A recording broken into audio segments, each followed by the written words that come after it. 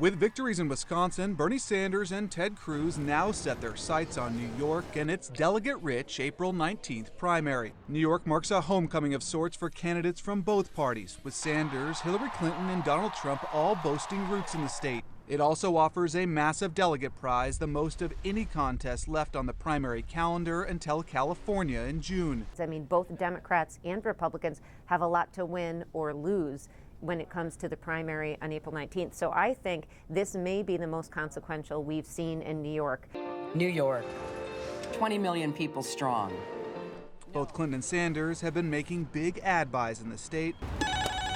Volunteers have been out canvassing neighborhoods and working the phones, all in hopes of getting those few crucial votes. Clinton had a commanding lead in the state just weeks ago, but polls show it closing, and the Sanders camp believes the energy is on its side. If we win here in New York, we are going to make it to the White House. The delegate math is still heavily in Clinton's favor, but many thought she would have wrapped up the nomination by now, and her campaign is taking nothing for granted. We're going to work for every vote in every part of this state, just like I did when I ran for the Senate, because New Yorkers took a chance on me, and I will never forget that.